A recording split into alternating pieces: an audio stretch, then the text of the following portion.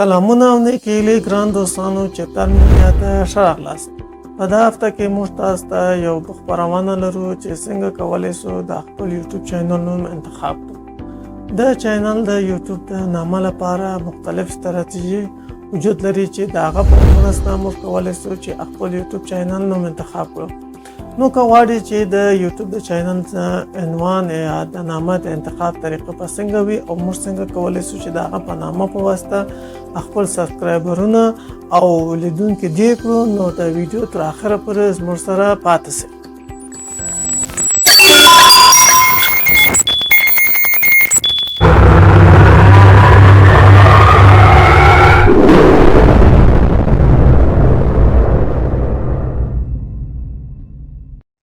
ښاغله دوستانو، په دغه خپرونه کې موږ تاسو ته اووه ستراتیژي معرفي کړي چې د هغه په واسطه کولی شئ چې تاسو خپل د یوټیوب چینل نوم ولیکئ. نو دوستانو، لومړی ستراتیژي مو په دې ډول دی، شاید تاسو یو یوټیوب چینل جوړ کړی وي یا هم په دې لټه کې یاست چې څنګه کولی شو د خپل د یوټیوب چینل نوم کېږدو. د هغه د ایښودو لپاره تاسو شاید ډېر انتظار ایستلی، شاید یو میاشت دوې میاشت مې انتظار کړی وي چې څنګه کولی شو خپل نوم کېږدو.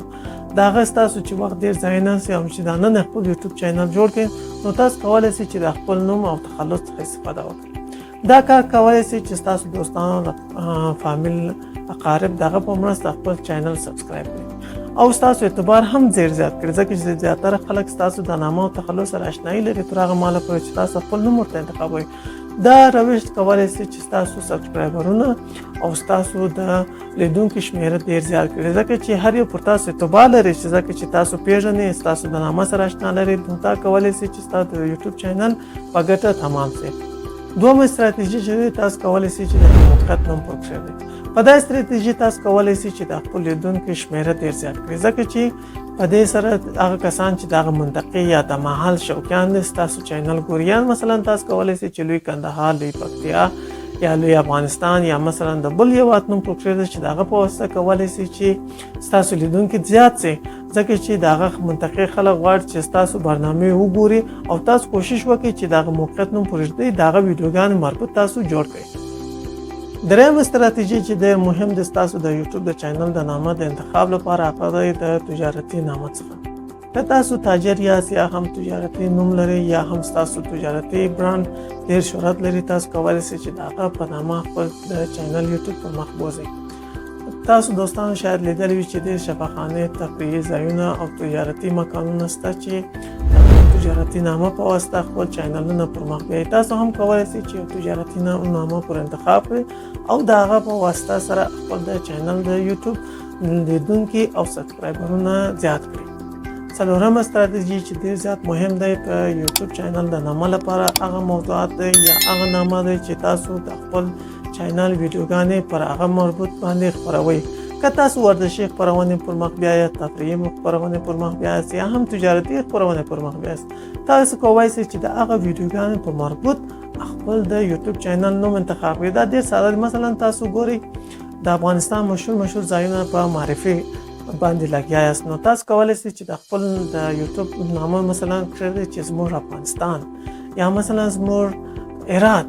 په دا نامه تاسو کولی شئ چې هغه ویډیوګانې چې ستاسو د مربوط وي هغه نامه پر انتخاب کړئ. پنځم ستراتیژي چې د یوټیوب د چینل لپاره خورا مهم او اساسي دی، تاسو کولی شئ چې د توصیفي یا صفتي اسمونو څخه استفاده وکړئ. توصیفي صفتونه په دې معنا دي چې تاسو مثلا د افغانستان مختلف ولایتونو ته ځئ، د هغه په مرتبط ویډیوګانې جوړئ، یا د افغانستان د محصولاتو په باره کې ویډیوګانې جوړئ، یا د هم د سندرې په باره کې یا د نعتونو په باره کې یا هر موضوع چې وي تاسو د هغه مرتبط جوړوئ، نو تاسو کولی شئ چې صفتي اسمونه انتخاب کړئ. مثلا تاسو عمومي معلومات په خپل چینل کې شریکوئ، نو تاسو کولی شئ چې مثلا نوم انتخاب کړئ اړین. اړین معنا هر شی، یعنی اړین معلومات چینل ډېر ښایسته نوم دی چې تاسو د عمومي معلومات لپاره انتخاب کړئ. یا مثلا تاسو کولی شئ چې زیبا افغانستان، یعنی دا زیبا خپل صفت نوم دی، یعنی کولی شئ چې دغه په واسطه سره خپل چینل نوم انتخاب کړئ. شپږم ستراتیژي چې دی چې تاسو کولی شئ چې د خاص نامه څخه استفاده وکړئ. خاص نامه په دې معنا دی چې لکه په اولو دومو ستراتیژیانو چې موږ وویله په هغه په واسطه هم کولی شو چې دغه ستراتیژي ته ورسېږو. مثلا تاسو یو خپرونه پر مخ بیایئ چې خاص د تحلیل په اړه کې، یعنی د افغانستان د سیاسي حالاتو په اړه کې یا د خبرونو په وضعیت کې یا هم مثلا د افغانستان د تفریحي ځایونو په اړه کې دی.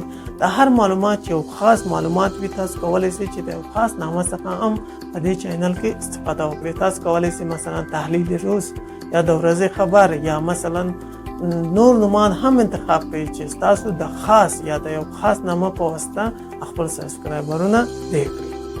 اوومه استراتیژي چې ډېر زیات مهم دی هغه د یوټیوب خپله د سرچ موضوع.